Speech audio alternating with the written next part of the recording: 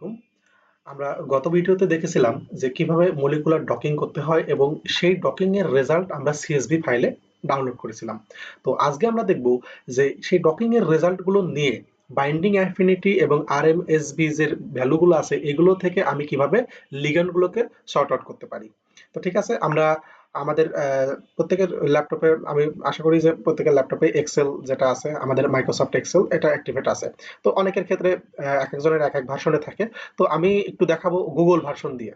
এক্সেলটা Google ভার্সনে, গুগলে যেটা ফ্রি পাওয়া যায় সেটা দিয়ে আমি দেখাই, যাতে সবার জন্য বুঝতে সুবিধা হয় এবং সবাই যাতে প্র্যাকটিস করতে পারে। তো আমি অনলাইন এক্সেল যেটা আছে আমি সেটা দিয়ে দেখাচ্ছি, আপনারা নিজেদের মতো করে দেখবেন আর কি। ওকে, অনলাইন এক্সেল যেটা ফ্রি আছে ওইটাতে আমি আমার যে সিএসবি যে রেজাল্টটা ছিল ডাউনলোড করা, ওইটা আমি এখানে আপলোড করব। দেন এখান থেকে আমি অ্যানালাইসিস করব রেজাল্টগুলো।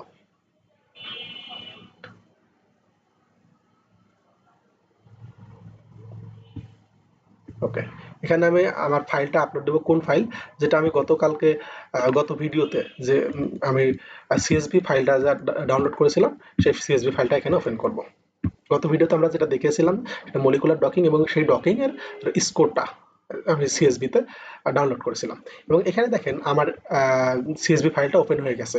এখন এই ফাইলগুলোকে কি করতে হবে, আমার এই যে এখানে বাইন্ডিং অ্যাফিনিটি আছে, তারপর আর এম এস ডি যে ভ্যালুগুলো আছে, এই ভ্যালু অনুযায়ী আমাকে কি করতে হবে, সর্ট আউট করতে হবে লিগ্যান্ডগুলো।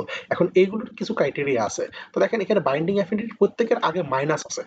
তো আমাদের এখানে মাইনাস বাদে মানে মডুলাস ভ্যালুটা যার যত বেশি হবে, সেই লিগেন্ডটা ওই প্রোটিনের এগেইনস্টে তত বেশি অ্যাপ্রোপ্রিয়েট।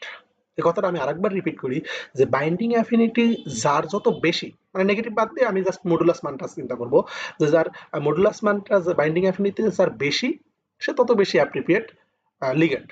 এবং আরএমএসডি যে ভ্যালুগুলো আছে এগুলো জিরো হলে পারে আমাদের জন্য সুবিধাজনক হয়। তো দেখেন এখানে মানগুলো অনেক এলোমেলো আছে, কোনটা বড় কোনটা ছোট আমি বুঝতে পারবো না। তো এখানে এক্সেলে নেওয়ার মূল কারণটাই হচ্ছে যে আমি বাইন্ডিং অ্যাফিনিটি গুলোর মানগুলো বড় থেকে ছোট হিসেবে সাজাবো।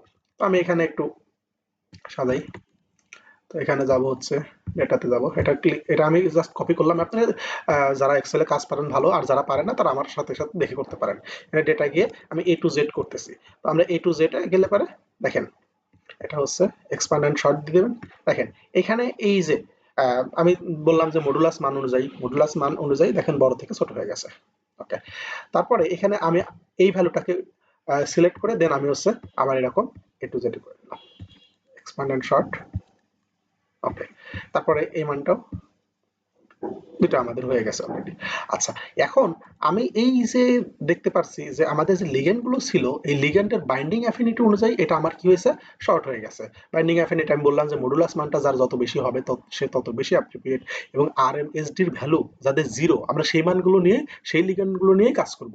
আমার অনেকগুলো লিগ্যান্ড ছিল, সেই লিগ্যান্ড গুলোর মধ্যে এই লিগ্যান্ড গুলো তুলনামূলক বেশি ভালো এবং ওইটা ওই প্রোটিনের এগেনস্টে তত বেশি অ্যাপ্রোপ্রিয়েট। তো আশা করি এতটুকু বুঝতে পারছি। আমি জাস্ট কি করব, এইটুকু রেজাল্ট গুলো মানে এই যে জিরো ভ্যালু যেগুলো আছে R M S D value গুলো, এইগুলো জাস্ট একটা কপি করে আমি একটা টেবিল বানায় রাখবো, তাতে আমার পরবর্তীতে বাইন্ডিং অ্যাফিনিটি অনুযায়ী আমি কি করতে পারি, এটার ভ্যালু গুলো অনুযায়ী আমি সেই লিগ্যান্ড গুলোকে বায়োভিয়াতে নিয়ে তাদের আমার বন্ড লেন্থ, বন্ড টাইপ, এগুলো ইন্টারাকশন লেন্থ, ইন্টারাকশন টাইপ, এগুলো আমি যাতে কালেক্ট করতে পারি। তো দেখেন আমি যেই আমি যে ইয়েগুলো নিতে চাচ্ছি, লিগ্যান্ডগুলো নিতে চাচ্ছি, সেগুলো জাস্ট আমি এখানে কপি করলাম। কপি করে চাইলে আপনারা নতুন পেজে সেটাও নিতে পারেন।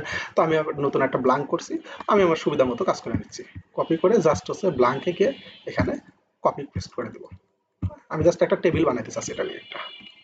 ওকে, দেখেন এখানে আমার যে বাইন্ডিং অ্যাফিনিটি গুলো ছিল, মানে সবচেয়ে বেশি যাদের ছিল সেই অনুযায়ী সাজাইছি। এবং দেখেন আরএমএসডি যে ভ্যালু গুলো ছিল জিরোর গুলোই আমি কেবল নিছি। আমি বারবার বলতেছি আরএমএসডি যে জিরো ভ্যালু গুলো থাকবে এগুলোই জাস্ট আপনারা নেবেন, এর বাইরে নেওয়ার দরকার নেই। আচ্ছা, আমি এখন এটা কি করতে চাচ্ছি, একটা টেবিল বানাইতে চাচ্ছি। তো এখানে যাই, এখানে টেবিল ফরম্যাটে দিলে পারে এটা একটা টেবিল ফরম্যাটে হবে। এবং আমি জাস্ট কি করব, এখানে আহ, যে ফরম্যাট গুলো আছে আমি জাস্ট হচ্ছে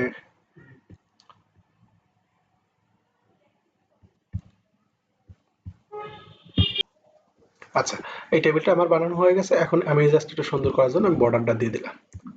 বর্ডার দিই, এখানে গিয়ে এটা ক্লিক সিলেক্ট করলে পরে দেখা যাচ্ছে সুন্দর বর্ডার হয়ে গেছে।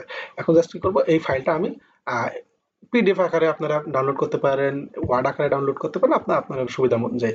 তো আমি কি করব, এক্সপোর্ট করব, এক্সপোর্টে গিয়ে এখানে ডাউনলোড অ্যাজ পিডিএফ এই অনুযায়ী আমি ডাউনলোড করব, এবং এরকম একটা ইন্টারফেস আসবে। ওকে, দেখেন আমাদের চলে আসছে। আমাদের মূলত আমি জাস্ট এটা এখান থেকে যেটা পাবো সেটা হচ্ছে যে বাইন্ডিং অ্যাফিনিটি কার সবচেয়ে বেশি, আমি বারবার বলছি মডুলাস মানের কথা।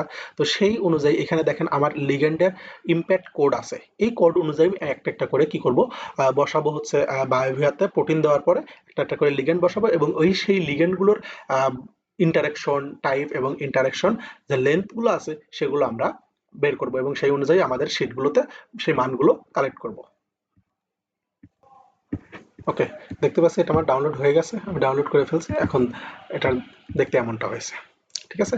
আচ্ছা, এখন আমরা যে এই যে ডকিং এর রেজাল্ট নিয়ে যে অ্যানালাইসিসে জাস্ট কি করলাম, এখানে আছে বাইন্ডিং অ্যাফিনিটি অনুযায়ী লিগ্যান্ড গুলোকে জাস্ট শর্ট আউট করলাম।